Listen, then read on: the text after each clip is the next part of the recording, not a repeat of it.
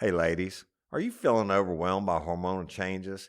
Well, you're definitely not alone. There are more than 1,000 hormone disruptors living in our environment right now. It's in your food, your water, the air you breathe, the clothes you wear, your skincare products. They all mess with your hormones. Then there's the natural hormone changes your body goes through, premenopause, menopause. And while it's a natural process, it doesn't mean you have to suffer through it. The good news is you don't have to suffer through it anymore because now you have Hormone Harmony, a formula made only with herbal ingredients that are shown to reduce hormonal symptoms in women of all ages. Hormone Harmony is not just a hormone supporting supplement, it's become a phenomenon. Women can't stop talking about it on social media. A bottle of Hormone Harmony is sold every 24 seconds. And the biggest benefit? Well, my wife says it makes her feel like her own self again.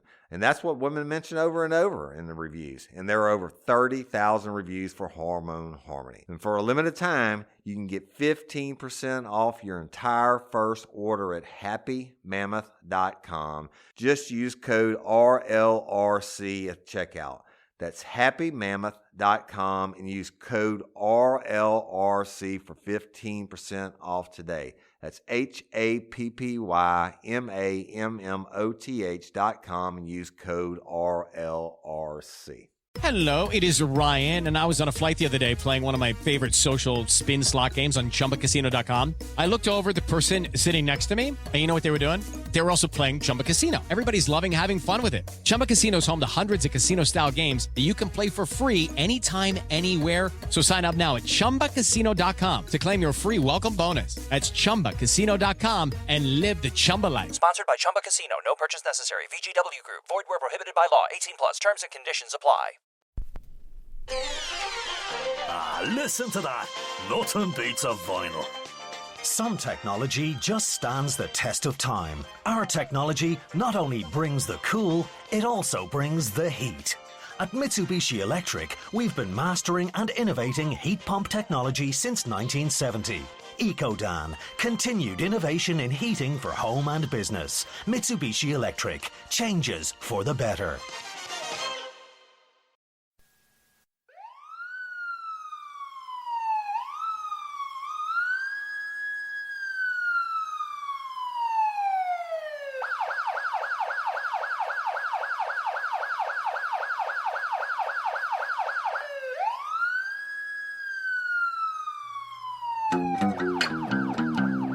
You have the right to remain silent. Anything you say can and will be against you in a court of law. You have the right to an attorney prior to and during questioning. If you can't afford one, the court will appoint one for you. You understand your rights?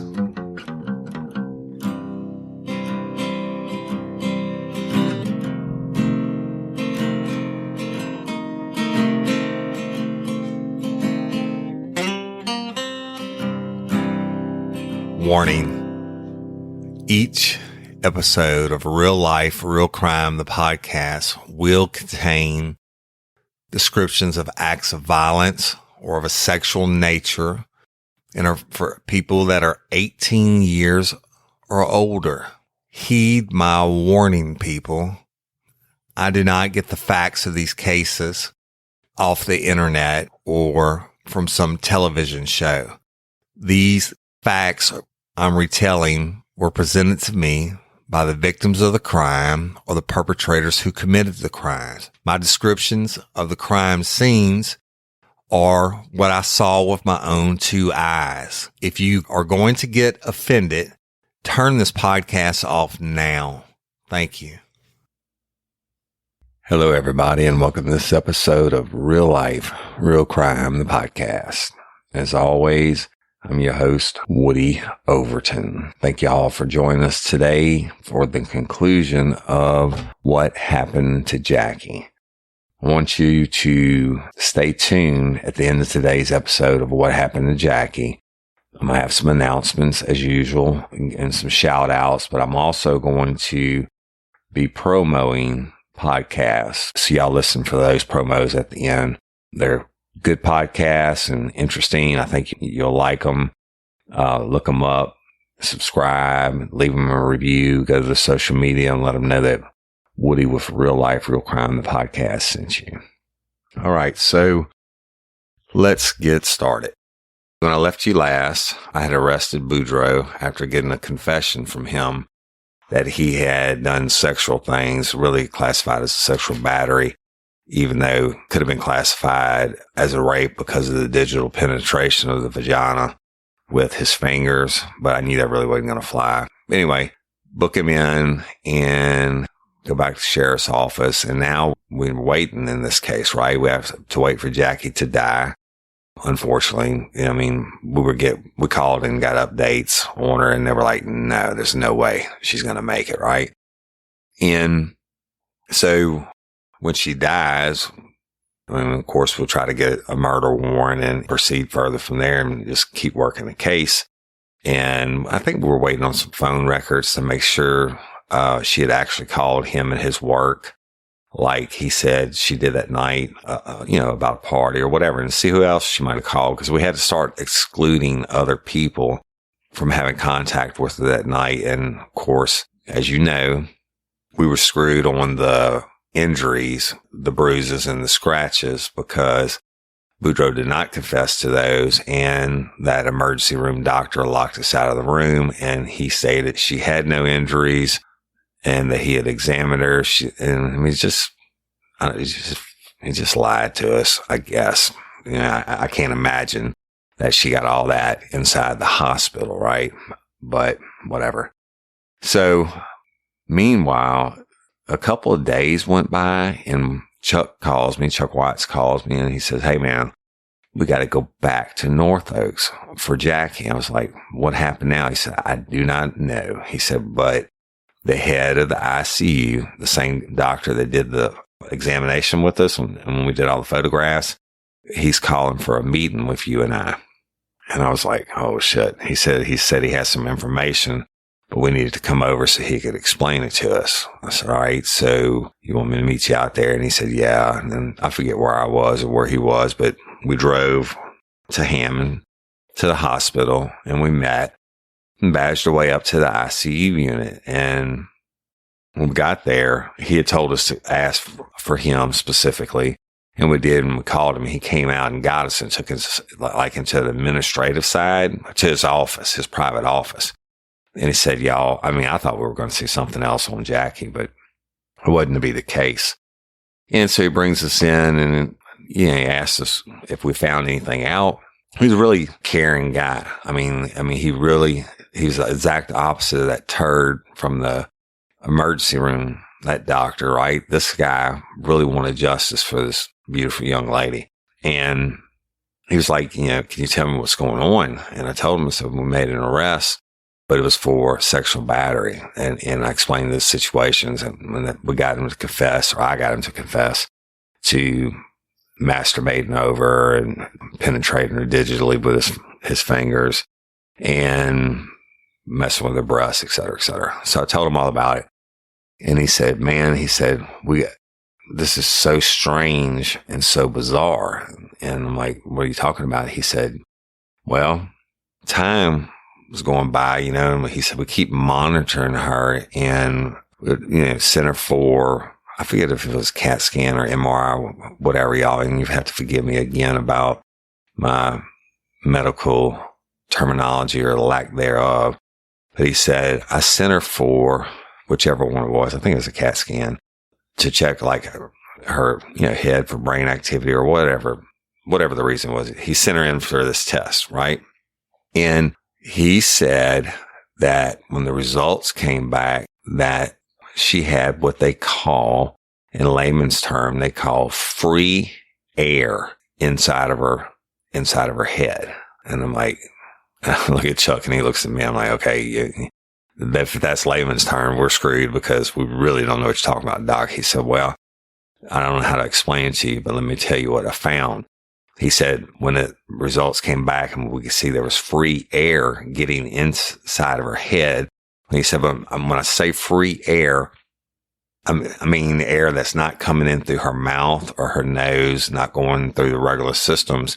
There's a pocket of air in the backside of her head, basically, is how he explained it. And he said, so I went and I said, we got to find out where this air is getting into her head. It's a source of air that is getting inside of the head where it doesn't belong, and it's not supposed to happen, right?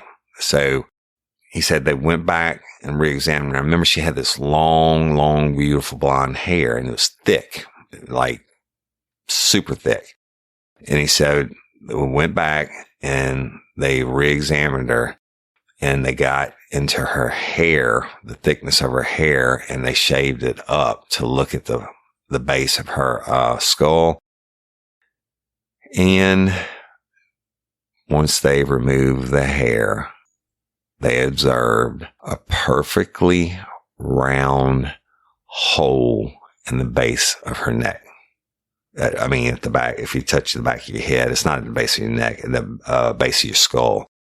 And then he showed us on an x-ray thing, like it was a discoloration. He said, that's the free air. And he said, I knew that something was wrong when I saw that. That's why we went back and re-examined her, and her hair was so thick, we had to cut it and shave the spot to find it. And he said, it is a perfectly round hole that was not healed yet, and it wasn't scabbed over. He said, so I know it's a deep penetration hole. And I'm like, Doc, you telling me it could be like a bullet hole? He said, no. He said, absolutely not. He said, we'll go.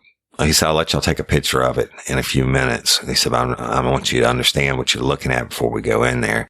He said, you're looking at a perfectly round circular hole at the base of her head. And he said that hole, he said, it's not as big as an ice pick. He said something was jammed into the back of her head, deep into the back of her head. And he said, it's not an ice pick because it's too small in my experience, to be like an ice pick. He said, but it's not a needle, a regular needle, not a whatever CC needle like they do to draw blood and stuff like that. He said, it's in between the two. And fuck me if the first thing that didn't pop into my mind is that second drawer to the left of the sink in the kitchen when I opened it. And what did I see? The Cajun injector syringe. And I told y'all it's a big ass needle. It's stainless steel and it's hollow. It's made to push massive amounts of liquid through it. And I'm like, oh, fuck me. And I didn't see an ice pick in the house anyway. And he said, there's no way we could have known short of shaving her head and short of running this test. And he said, that's a serious problem. I'm thinking, yeah, if you only knew how serious of a problem it was for us, right? And I go back again to that first day in the emergency room and not getting in to see her and take pictures, etc., but whatever. But it gets better. The doc says, we have another problem. I'm like, okay, doc, what is it? I'm thinking, shit, who knows, right? He said her toxicology came back and it had, some barbiturates in it, some benzos or whatever, like a cocktail of different narcotics. And he said, but that's not the problem. And I said, okay, what's the problem? He said, she has acetone, high amount of acetone in her system. And I was like, holy fuck. Because what does my mind go to now? When I was outside in the doorway of that shed, that metal can, it was white with the blue across the middle and the white lettering, bigger and shit, says acetone. And I said, Doc, are you talking about like acetone, like the paint remover acetone? I guess there's only one kind of acetone. He said, as far as I know, he said, but it could be yeah, and nail polish removers. He said it could have been something else with the acetone, and just the acetone remained and the body broke down, whatever else it was. He said, I don't know. And I'm like, oh, fuck. And I'm thinking now, she's got this injection site in the back of her head, and it's bigger than a regular needle, but, it's definitely, he assumed it was an injection site, but because of the air that was inside her skull like that, inside the back of her head like that. And I know there's a medical term for it, but anyway, I'm thinking somebody injected her in the back of the neck with acetone at the base of her skull like that, thinking that they would never find that site to kill her, right? So, I mean, I'm just blown away. And Chuck's like, I don't know what the fuck, man.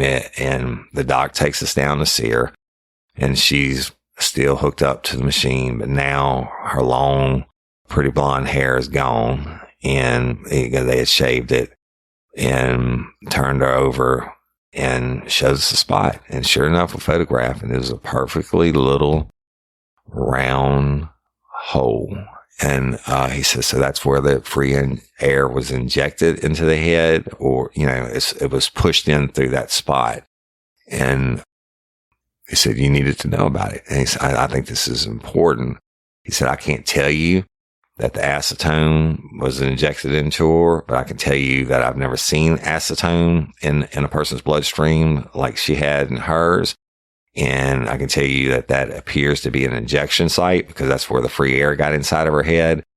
And he said, that's it. I hope it helps you with your investigation. I'm thinking, man, oh, fuck. And so we thanked him and he left. And Chuck's like, dude, could this case get any more jacked up? And I said, no, I don't believe that it can, Chuck. So we go back to the office and go down with Mr. Norris to Mr. Kearney's office and tell him what happened. And Kearney's like, what? And he said, what do you think it could be? And I said, unfortunately, I'm going to tell you this, and you're probably going to get pissed off. I said, but I didn't have any way of knowing at the time to connect the thing. I said, when he told me an injection site and he told me the size of it, this before I knew about the acetone, I said, the first thing I'm thinking is, fuck me, there was a Cajun injector syringe in that second drawer in the kitchen. I said, it fits perfectly, the diameter of the hole and all that. And I said, it has a long stainless steel, and they knew what it was. They've all used it before. And it has a long stainless tube on it, for pushing fluids through. And Mr. Kearney was like, well, I mean, he said, first of all, I don't think the guy would have just left it in his kitchen drawer if he had used that to inject her. He said, but it's possible. I mean, he said, but he said if he burned the bedding, then chances are that he'd burn whatever it was he used to inject her with.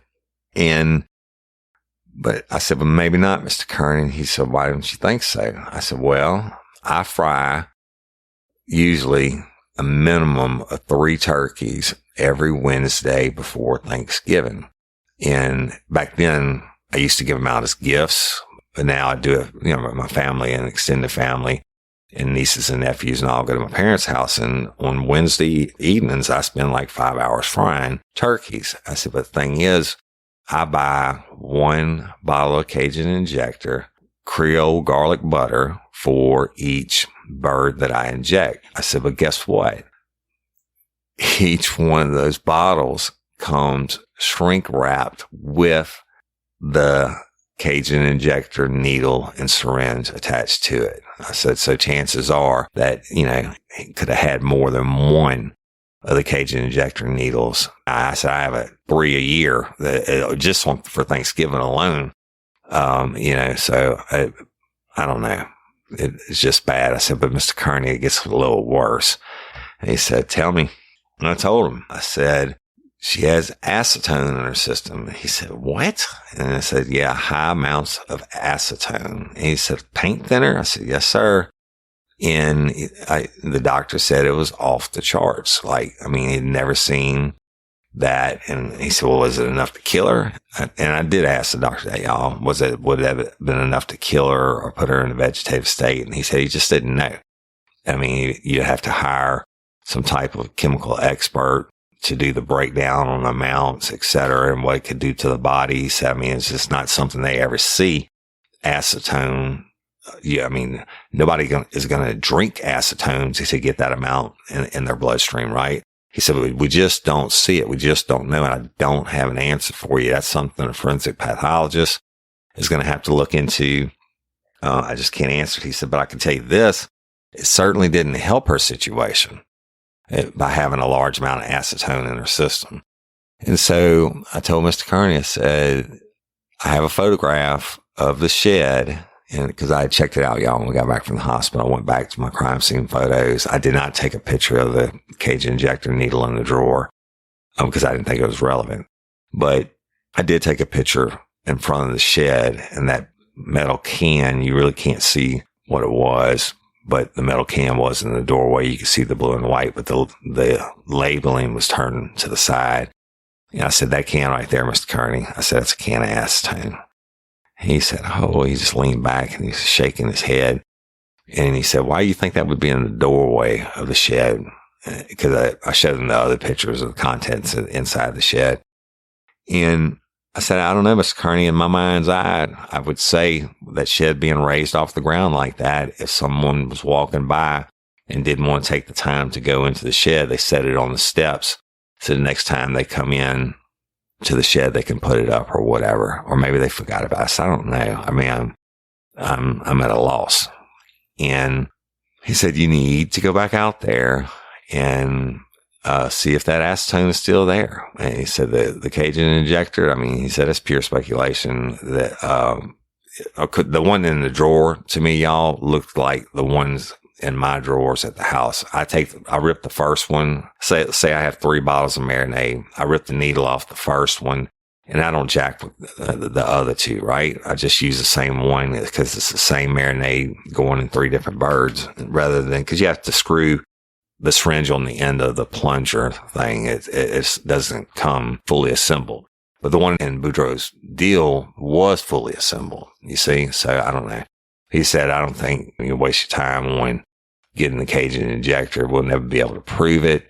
You know, he said, you can testify about it. He said, write it in your report. You know, he said, I don't know what to tell you. He said, but you need to go out there and see if that can of acetone is there in case they can do some kind of trace or chemical analysis, if there's different types or levels or whatever. And of course, none of us are scientists in the room, right? And he's thinking, in case there's some way they can identify whatever's in our system to that. Hey, y'all, let me tell you about Gobble. All Gobble meal kits are pre-prepped. That means less work for you and less waste in your kitchen.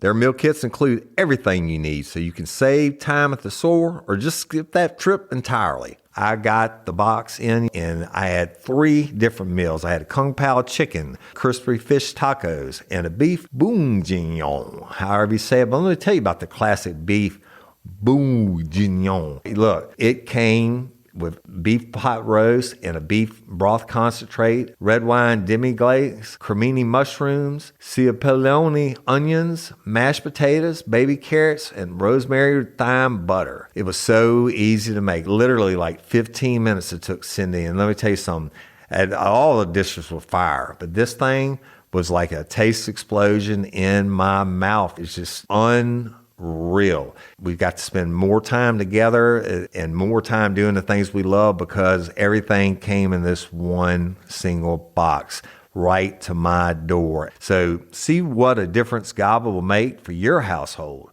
Right now, they're offering my listeners a fantastic limited time deal. You get $120 off across 4 boxes plus free shipping and free cookies. And let me tell you, those cookies, I ate one that was sin-baked and it was delicious. Go to gobble.com/real life. That's GOBBLE.com/real life for $120 off your first 4 boxes.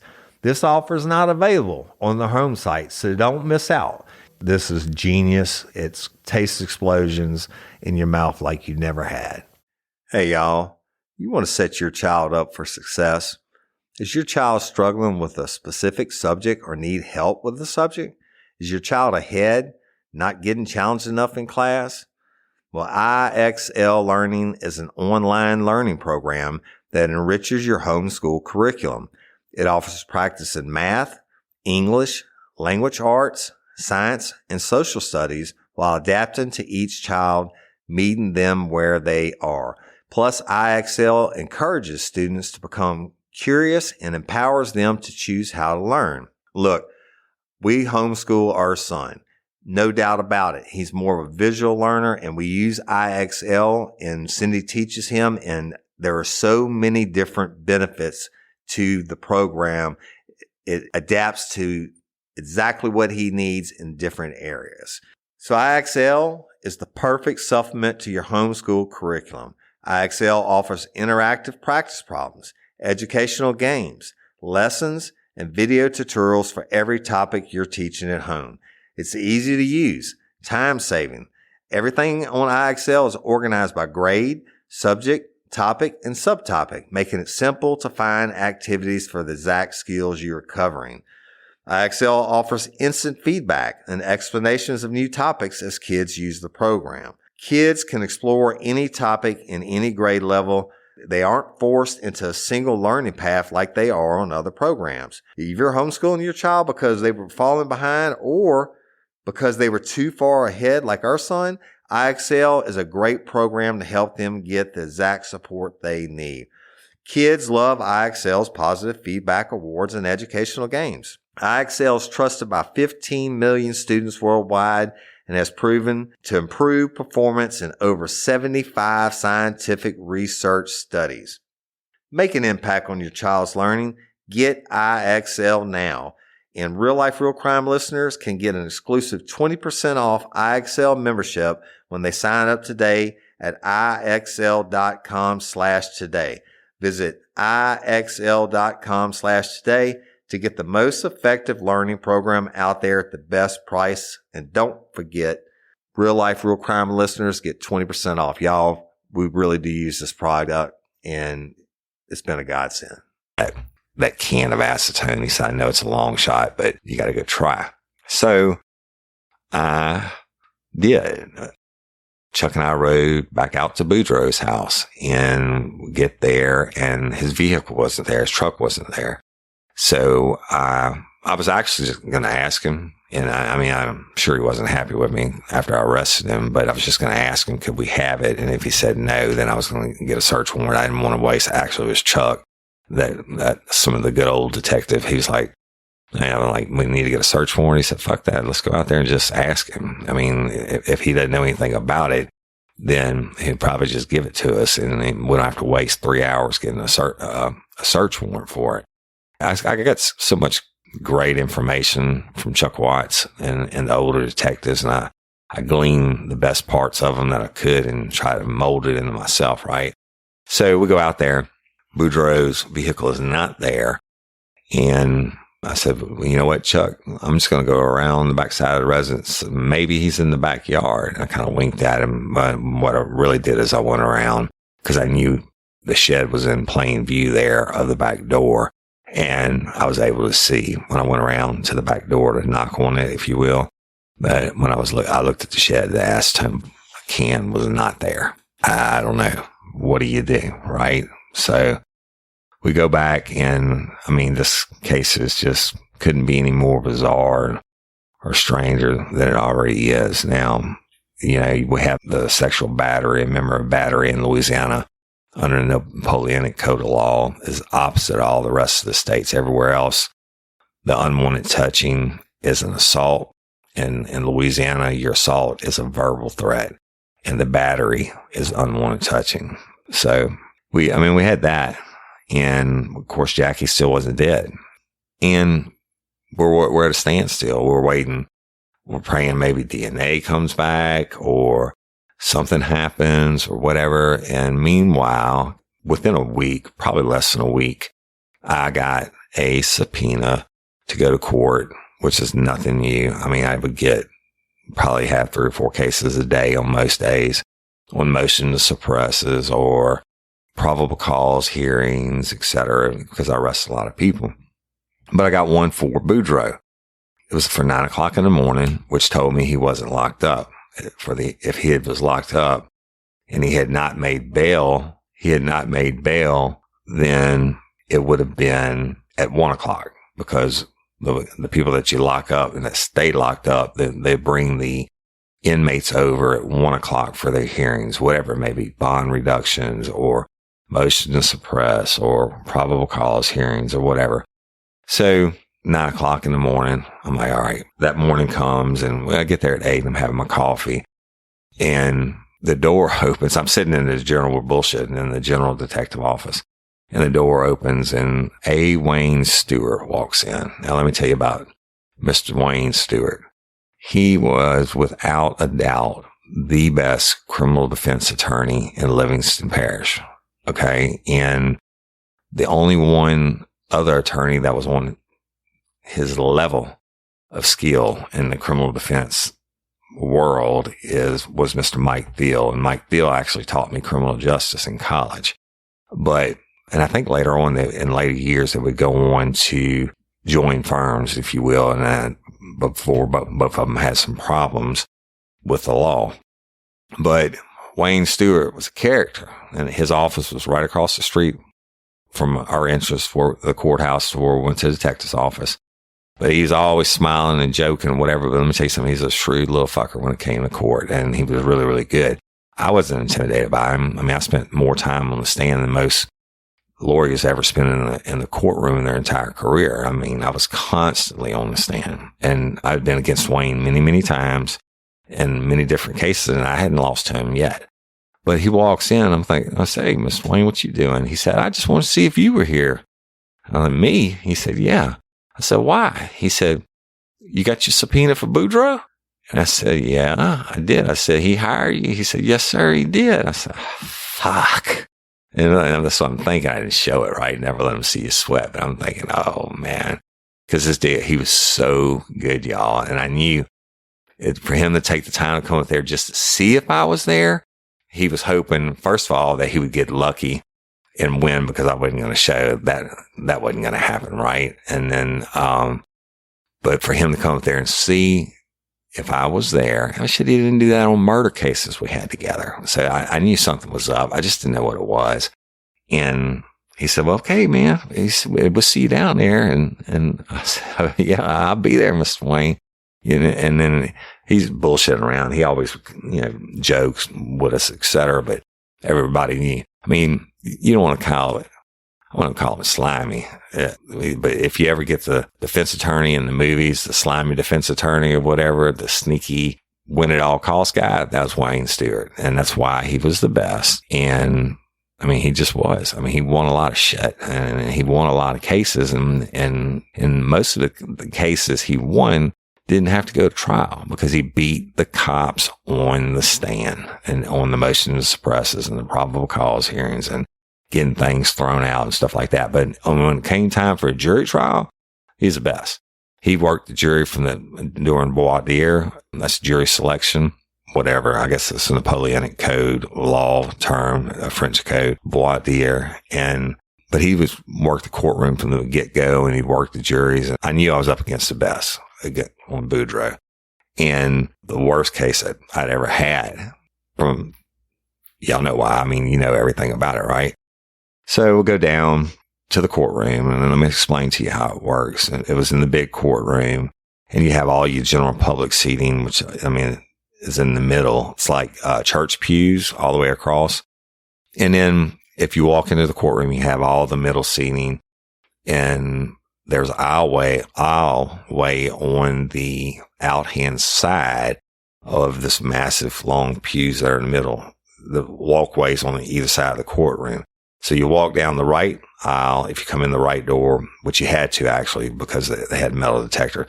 So that's where everybody else had to come in. We could come in through a back door. But so if you come in through the main door, you go through the metal detector, you go through security, you go in and you walk down and you find yourself a place to sit. But if not, when you walk up, the first thing you see on the right hand side of the courtroom is the jury box, and it's raised up and it has a railing around it. and has, a door on both ends of the jury box, a little swinging door. But when you walk up and you're about 10 feet away from the jury box, there's a brick column and all the pew seatings behind you. Then you have the very front row of the last or the first, which way you come to the courtroom, pew. And then there's a door to the right, which is the one we usually came through, so we didn't have to go through security, etc. But that's also the door where the jury would go out, and then the jury room was back there where they would deliberate. But if you're facing the courtroom, the jury box is to your right, and then you have two tables. On the right-hand side is where the defense would sit, and on the left-hand side is where the prosecution would sit. In a trial, they reversed it. If it was a trial week, the prosecution would sit closest to the jury, and the defense would sit on the other side. So anyway, you go in, and it's always packed, right? And I think this was a Monday. I'm pretty sure it was a Monday. And so it's packed, and they probably have 150 cases on the docket, different motions, and this is criminal court now. This is not a civil courtroom or, a divorce courtroom or anything like that. This is criminal court.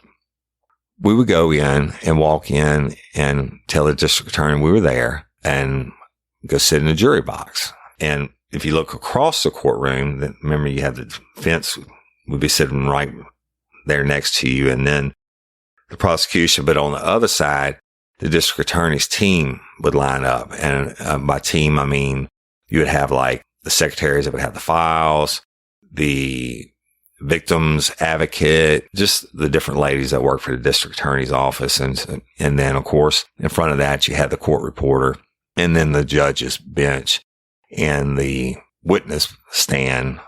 If you're facing the judge's bench, witness stands to the right. So we go in, and they all rise, honorable, and I forget what judge it was, honorable such and such. And, the deputy calls it out, so everybody stands. The judge comes in and says, be seated. And then he says, okay, we're going to start doing the docket, and they start calling cases.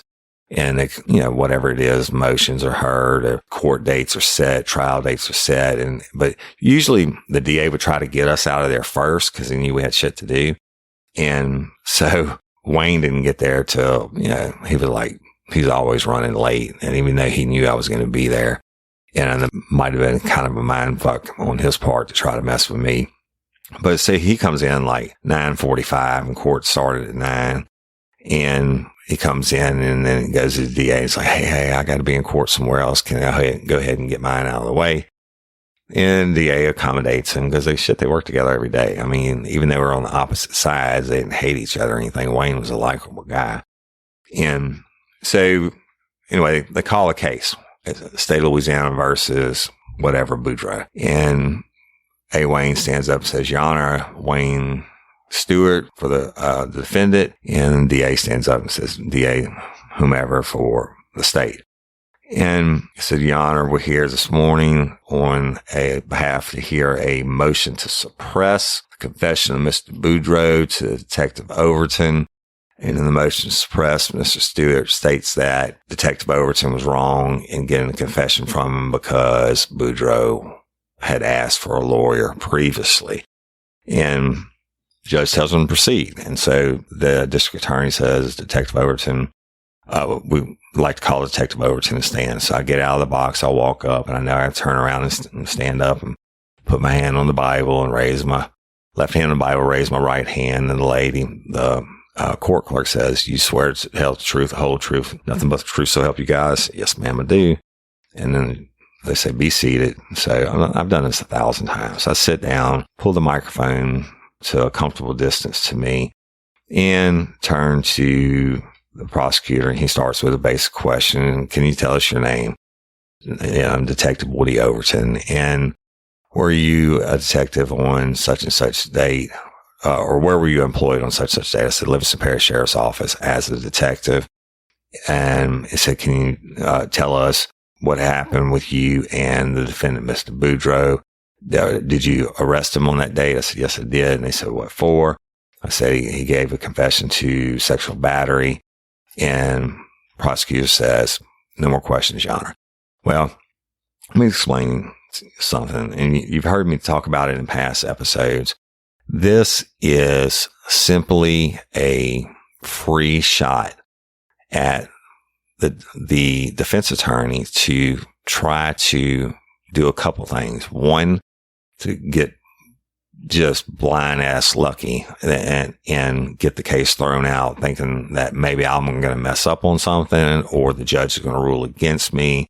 But more importantly, for a good defense attorney, when they know it's going to be a good trial later on, they use it as a fact-finding mission because they get to ask you whatever the hell they want to. And I don't think it should be that way, but it always has been, and I guess it always will be. But to me, if I was the district attorney, if they got off any point besides the motion that they filed, which was the motion to suppress the tape confession he gave me on the porch, I'd be like, I object, but whatever. I'm not an attorney. So A. Wayne stands up and says, "Good morning, Detective Overton." I said, "Good morning, Mr. Stewart." And he said, "So can you tell me how you first came in contact with my client?" I said, "The very first day." And he said, "Yeah, you can start from there." And I explained that we were called out, 911, deceased body. He said, "Did you see Jackie at that residence?" I said, "No, I did not." I said, "She was being placed into the ambulance." He said, "Okay." And he said, "Then did you do a search of the residence?" I said, "No, I did not." I said, "I went in and I observed." I said, "But I actually wasn't searching for anything." I said, "I was just looking to see what was what." And he said, "So you came into contact with my client for the first time there?" I said, "I did." He said, "But you were searching." I said, "Mr. Wayne, I was not searching." And I knew where he was going. And he said, "Well, you were in there acting in your capacity as a detective, right?" And I said, "That's correct." He said, "It could have been a possible crime scene, right?" I said, I don't know." I said, I don't know. That's why I was looking around. But he said, "But you talked to my client and got permission to look around." I said, "Sure I did." He said, and I knew it was coming. He said, "Well, you talked to my client and you identified yourself as a detective." I said, "I did."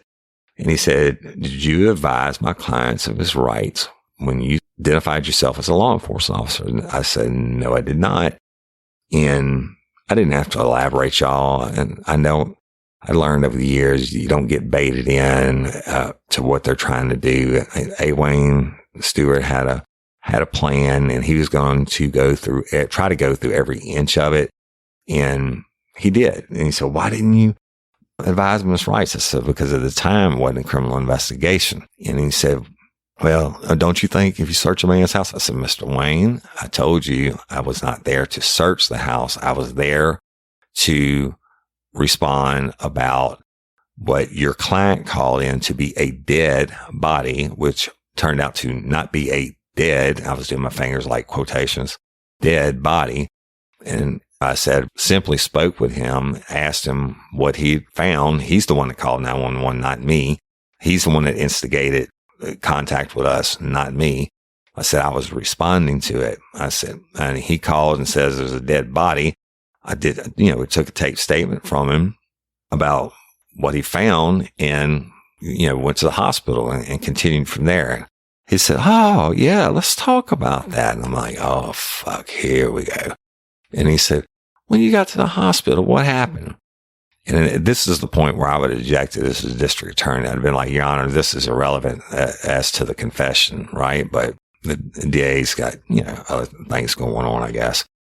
And then I said, "Well, we went in," and he said, "Did you see Jackie at the hospital?" I said, "Did not." And he said, "Why not? I mean, you drove to the hospital to see her. You responded to my client's house because you're, looking into things." He said, "Why wouldn't you see her?" And I already fucking knew that he knew that we didn't get in to see her, and he knew about the injuries coming out. Of course, Boudreaux would have told him all this. The injuries coming out a couple of days later, right? And I said, because the doctor told us it was an overdose and he wouldn't allow us into the room because they were working on her. He said, "Oh," but he said, "Did you ask the doctor? Did he examine her? Did he see injuries to her?" And again, I would object it because it's outside the scope on the dude's confession, right? But again, I'm not the lawyer. And I said, "No." I said, yeah. I said, actually, yeah, I did ask him when he denied his room. I said, we need to get in to see her, to photograph her. And he was real adamant. No, it was a drug overdose. And I asked about injuries. He said he examined her and there were no injuries. He said, so there were no injuries. Now at this point, he's playing his part. I mean, he knows the judge that we're in front of is going to be the trial judge. And so he's feeding the judge, I don't want to say a bias. I believe all the judges out there were fair, but he's feeding the judge doubt from the beginning. He said, so an emergency room doctor told you she had no injuries to her body and that it was simply a drug overdose and that she was going to die. I said, that's correct. He said, and you just didn't need to photograph her. I said, that's not what I said, Mr. Wayne. I said, I asked to photograph her and we were denied. And he said, and you just gave up. I said, yeah, we did. And after repeated attempts, we left. And he said, okay. He said, so what happened next? And he said, when's the next time you saw my client? I'm like, fuck, man, why don't you jack and let's get straight to the confession part. So I told him, that we had to get a search warrant to go back to the house to search his client's residence and his body for injuries. He said, oh, hold on. This is a drug overdose. He's playing for the courtroom. He's playing for his potential clients, future clients that are in a crowd, which are all the shitheads that got arrested over the weekend are waiting on their bond hearings and stuff. And they're thinking they're watching a high drama courtroom television show. So whatever. We played it back and forth. And I was like, yeah, okay, Wayne. And he said, so what happened? And I said that we had to go back to the hospital. We got called back because she had injuries to her body. And he said, no. He said, you said the emergency room doctor said she didn't have any injuries. I said, he did say that. I said, and now you telling me she's got all these injuries. And he said, how many? I said, I believe it was 57, Mr. Wayne. And he said, well, how do you explain that? And he said, you're there and you're there to examine her, et cetera. And the doctor tells you clearly that she is a drug head. It's a drug overdose and he's examined her body and she has no injuries. You asked several times. He denied you admittance and was very adamant with you. He said, wasn't he? I said, yes, sir, he was. He said, if you want to deny it, I have your report right here, your initial report. I said, Mr. Wayne, I'm not denying it.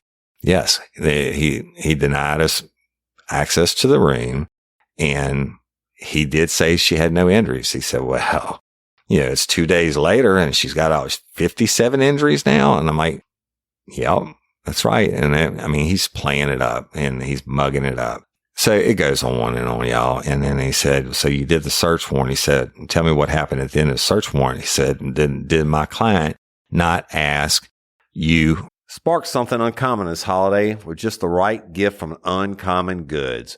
The busy holiday season is here, and Uncommon Goods makes it less stressful with incredible hand-picked gifts for everyone on your list, all in one spot. Gifts to spark joy, wonder, delight, and that's exactly what I wanted feeling. Hey, y'all, I ordered a super cool piece. It's a candle with a sculpture of LSU's Tiger Stadium on top of it. And each officially licensed laser cut wooden replica features up to 4 layers of detail, creating a bird's eye view of a specific football field, seating section, and more. And every label includes your stadium's name, the team's logo, and school location. And it has a coconut, soy, vegan wax infused with sandalwood smell that creates tailgates and touchdown scent profile, reminiscent of game day. It's invigorating like fresh cut grass and nostalgic like smoke from a pre-game grill, and calming like the crisp autumn air of a new semester on campus. Y'all, I love it. I have it at the base of my TV and I'm ready to watch the Tigers play on Saturday night, right? Uncommon Goods. Look, when you shop at Uncommon Goods, you're supporting artists and small independent businesses. And many of their handcrafted products are made in small batches. So shop now before they sell out this holiday season. Uncommon Goods looks for products that are high quality, unique, and often handmade or made in the U.S. They have the most meaningful out of the ordinary gifts anywhere. They even have gifts you can personalize. From holiday host and hostess gift to the coolest finds for kids to hits for everyone from the book lovers to diehard sports fans. Uncommon Goods has something for everyone, not the same old selections you can just find anywhere. And with every purchase you make at Uncommon Goods, they give $1 to a nonprofit partner of your choice. They've donated more than $3 million to date. So to get 15% off your next gift, go to uncommongoods.com/RLRC. That's uncommongoods.com/RLRC for 15% off. Don't miss out on this limited time offer. Uncommon Goods, we're all out of the ordinary. Hey y'all, let me tell you about Mochi. Mochi is a telehealth platform that connects patients seeking medication-based weight loss treatment with board-certified doctors and dietitians to help them determine the best treatment options to accomplish that goal. Mochi's program is completely virtual, meaning you can access their services anywhere in the United States and you will be meeting with their team online. You deserve doctors that listen. Mochi is dedicated to providing holistic, patient-centered care that prioritizes overall well-being with the goal of transforming how weight management is approached. Mochi Health takes a holistic approach to weight loss that includes visit with board-certified doctors, nutrition consultations, and medications delivered to your door. Science-backed medications including GLP-1s like Ozempic and generic compound versions, affordable and accessible regardless of insurance coverage. With Mochi, their dietitians work hand in hand with your medication to create personalized nutrition plans that fit your lifestyle. Reach your weight loss goals with science-backed, FDA-approved GLP-1 medications and support from real doctors and guidance from registered dietitians and help with making easy and sustainable changes to achieve results. Y'all have seen this. My wife has done it. My brother-in-law has done it. One of my best friends is doing it, and it really is an amazing process that works. So get started at joinmochi.com and use code RLRC to receive $40 off. That's joinmochi.com and use code RLRC to receive $40 off and let Mochi help change your life. For an attorney? I said, nope, he did not. He said, what do you mean he didn't? I said, he didn't ask me for an attorney.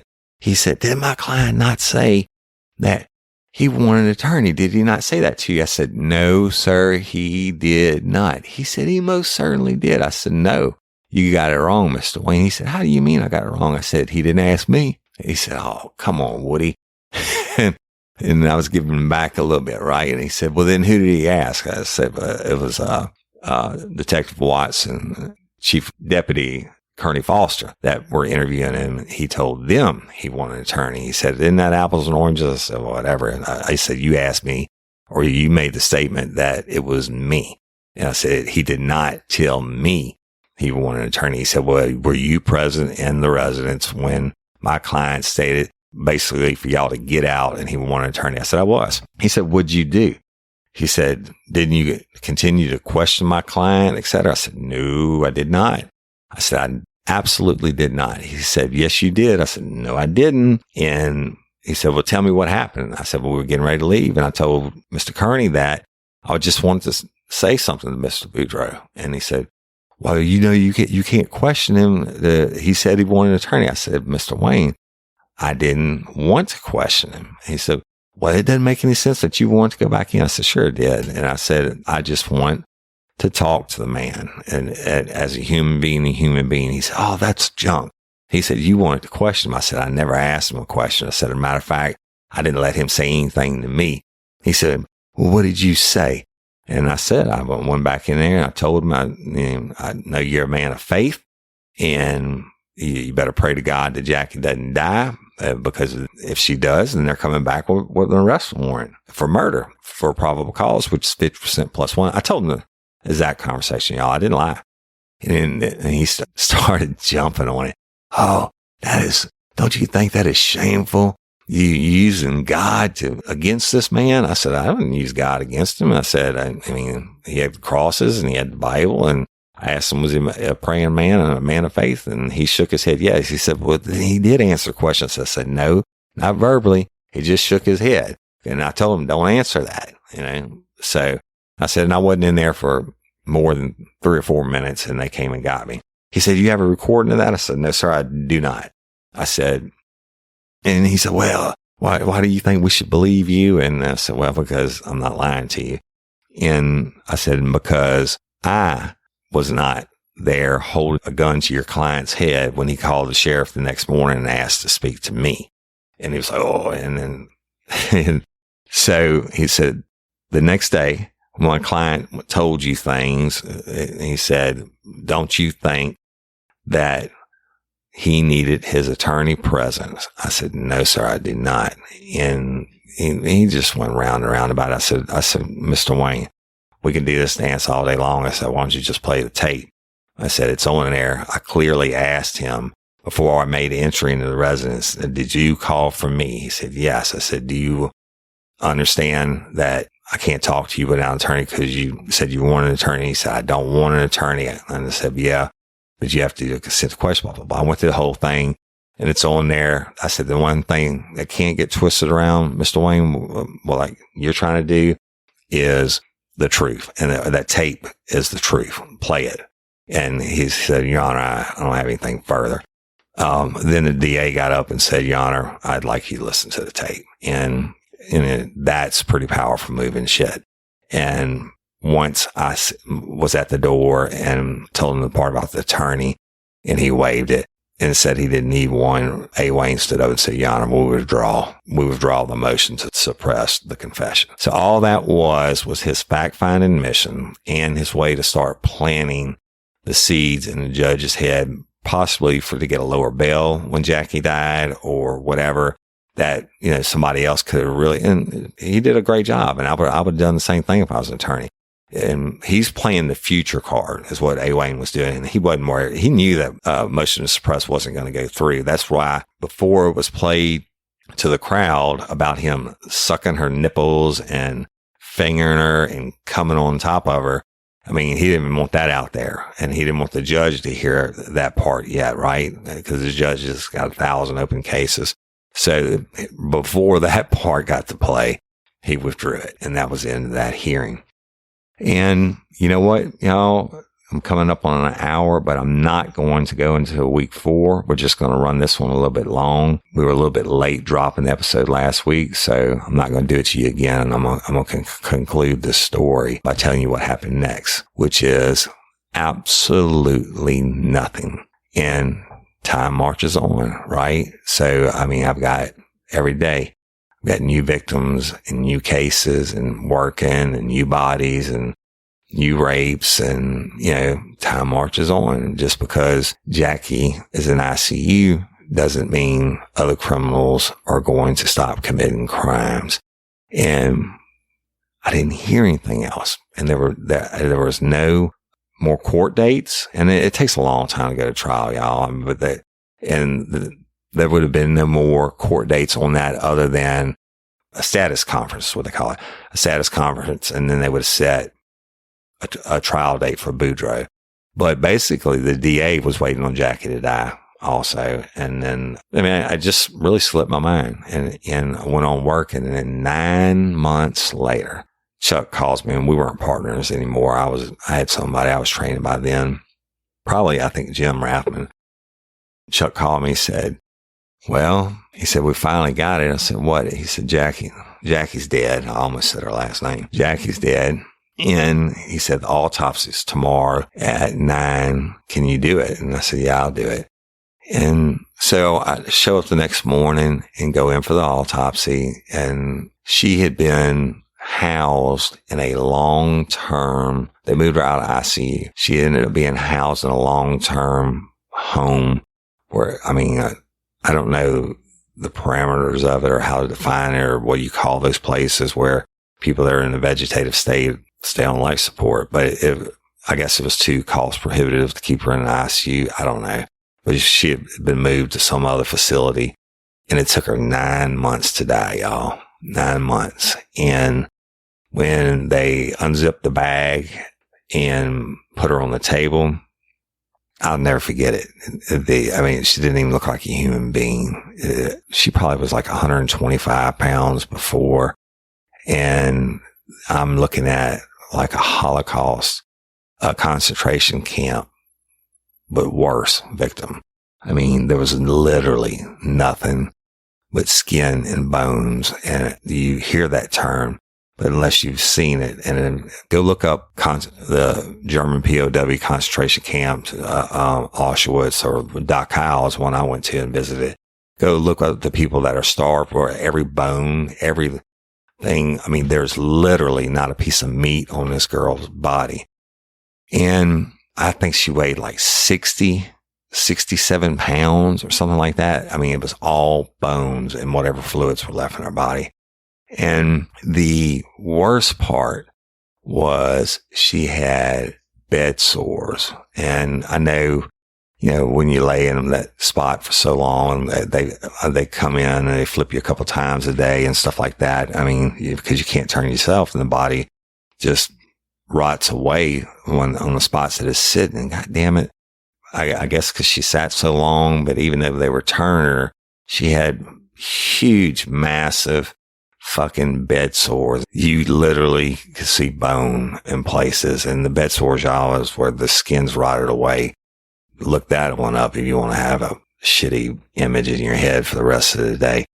Look up bed sores, and just absolutely heartbreaking to see that girl, the young lady, from the video on the beach to her photographs in the house of happy times, when she was young and alive and vibrant. And now she's laying on this cold steel table, dead, and doesn't even look like a human. And between the bed sores and then no meat on her body, and she did autopsy. And the pathologist, the guy that I told y'all about in an episode, pants on the ground, he's a genius. I mean, for all his quirkiness and everything else.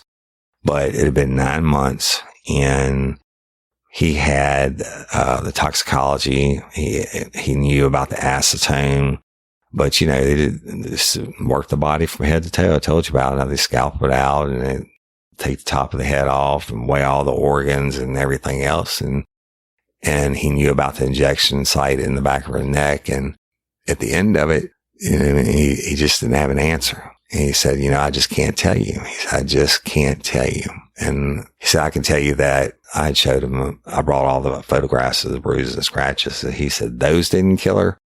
He said, I can't tell you if the hole in the back of the neck killed her, where the air was pushed in or whatever was pushed in. He said, I can't tell you. It's been too long, and he said, it's unfortunate. He said, I don't know why people would keep somebody on life support for that long. He said, but that's family's decisions. And he said, hopefully her spirit left her body on that first day and she wasn't trapped inside her, all this time. And this is coming from a pathologist, but it was bad. And he said, I can't give you a cause of death. He said, I can give you a cause of death, but I can't give you a cause of a homicide. And I technically can't call it a homicide. And cause of death was whatever, I don't know, renal failure or some shit. The main thing is he couldn't call it a homicide because there wasn't enough proof. And it goes back to that first emergency room doctor. And I don't know, y'all. And people had asked me before about what case sticks with me and what case haunts me. And, I hadn't thought about Jackie in a long time. I don't know what made me think about her a couple of weeks ago when I was doing this. Something, I've been driving by somewhere or whatever. And I had to do that because I had so many cases and tragedy cases and bad things that I guess I just bury them down in my mind and I don't think about them. And let me back up. I saw Wayne Stewart, probably a couple months after that motion to suppress or whatever, and Jackie was still alive, and we were on another case. We were talking about another case, and I said, hey man, whatever happened to Boudreaux? I said, when's his trial date coming up? He said, it's not. I said, what do you mean? He said, I pled him out, man. He said, you think I'm fucking stupid? He said, I pled him out to attempted sexual battery, and they gave him 5 years probation. I shit you not. I said, you motherfucker. He said, hey, man, it's the job. And he has a right to defense. And he said, the case is kind of messed up. And they never will get a murder charge out of it. I said, yeah, I know. I said, you're right. And so he got 5 years probation for admitting to all the stuff that I told you. I don't want to talk about the dirty stuff again, but he got 5 years probation. Jackie died. Her body just quit. And I don't know. So here's the answer to what happened to Jackie. The answer is we'll never know.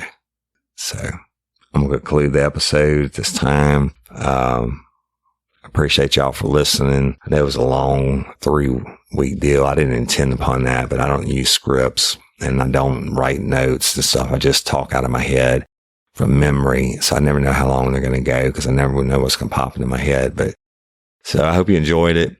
Tough story, but true. And that's it. So thank y'all. And I appreciate each and every one of you. I love you. Don't forget to check out our social media, 3 Facebook pages, the regular one, and then the Lanyap page, which is where fans get to share things. And I have many great fans that I've traded items with. And the page I'm most proud of, which is Real Life, Real Crime, Friends, Fans, and Crew. It's a private page. You have to ask to join it, and our Dream Team moderators will get you approved. Now, on the private page it's the shit, man. It's got so much fan interaction and true crime stuff posted every day and all that. And I don't think we're over 2,000 members in it right now. 2,000 members in it, in that private page. And it's just huge. But a lot of fans go and leave reviews on the open page. It's Real Life, Real Crime Facebook page. And I appreciate that. I don't think that y'all understand the benefit that you can get out of going and join our private group. We don't make any money off of it or anything. I want you to go and join because it's so awesome. The fans and the true crime stuff, and Karen Ortolano posting her true crime stuff, and Jenny White and different moderators doing things. Karen travels, and then y'all on the Lanyap page, don't forget about our cookbook that's going to be coming out around Thanksgiving and stuff like that. So it's just a lot. Also, we're on YouTube, Instagram, what else? Twitter, and all that stuff. We're everywhere. So if you would take the time, go to iTunes, whether you listen to it on iTunes or not. I'm asking you, if you would, please, if you haven't already, over 500 of you have now, please go leave us a review, and just type in Real Life, Real Crime on iTunes. It pops up, show pops up, and you have a spot for you to leave a review. I don't care if it's 1 star or 5 star, but it helps. There's some kind of algorithm that helps boost us to the top or in the search engine. So I would ask, if you're a fan, if you take a couple minutes to do that, it would really help us out. I appreciate it. And Patreon members, thank you so much. I'm not going to take any time reading names today. I'm going to have doing a special release episode next week. We have huge news, on two fronts for Real Life, Real Crime, life-changing news that's coming, and it's all because of y'all. If you can't be a patron, that's great. Well, I love you just as much, but it's y'all liking and sharing and reviewing and subscribing to Real Life, Real Crime that's made us get so big. And we've got some fantastic news. One that I think every true crime fan is going to be super excited about. The other one, every fan of Real Life, Real Crime is going to be excited about. So we're going to do a special show. Next week's show. As I said 2 weeks, it'll be next week because I'm recording this early because I have to fly out tomorrow. But I love all y'all and appreciate you. Thanks for everything that you do. Thanks for tuning in and listening, and stay tuned to listen to the promos that are coming up. Check them out. And I love and appreciate each and every one of you. Till next time or ever, don't let me catch you down on Murder Bayou. Peace. From the brilliant creative minds that brought you Keep Drinking, It'll Get Better and the Real Housewives of Hillcrest Nursing Home comes the podcast that people are raving about. Hi, this is Edward October for OctoberPodVHS.com, here to tell you what people are saying about our true crime podcast. A thread store in Arizona says, too much dribble and slang. These ladies obviously enjoy their own humor and sound high. Hey, at least they called you ladies. Benny from Idaho says, your topics are so appealing, but a 3-person pod is difficult enough to follow without banter? Our true crime podcast only has 2 people? Wait. Where's the other 100 5-star reviews? Can somebody give me the 5-star reviews? Okay, here we go. Much better. Luscious Lee says, stand up. 5 stars. You girls are funny AF. I especially love the me and Mrs. Jones rendition you sneak into the recording. Cherry G107 says, I struggle finding a new podcast, and so far, I've been hooked to you guys' podcasts. Keep up the good work. Thumbs up, smiley face. Our true crime podcast, 2 girls, 1 story, and lots of bad renditions of songs you love. Available on your favorite podcatcher. Go binge it today.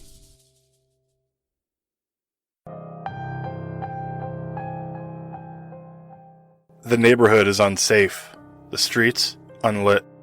While others sleep soundly, you lie awake because you know the truth. You know that, no matter where you go, there's always a chance that a monster is in your midst. The darkness that runs deep within our own veins, the evil found in even the sweetest of souls, sometimes comes to light. And when it does, the result is a person that takes on that evil, that wears it proudly, and becomes part of the darkness itself. I am Aaron from Devil We Know podcast. And on our true crime show, we dive into the scariest corners of our past and present to reveal the devil we know. A father, a mother, a brother, a sister, and anyone, anywhere who hides in plain sight, living a life of bloody secrets while living just next door. Come check us out and hear the chilling, true stories about the devils we know.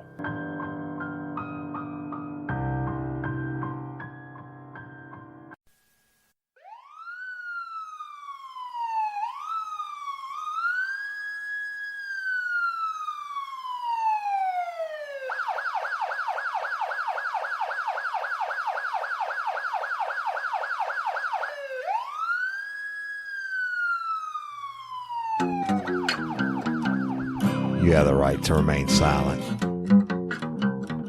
Anything you say can and will be used against you in a court of law. You have the right to an attorney prior to and during questioning. If you can't afford one, the court will appoint one for you. You understand your rights?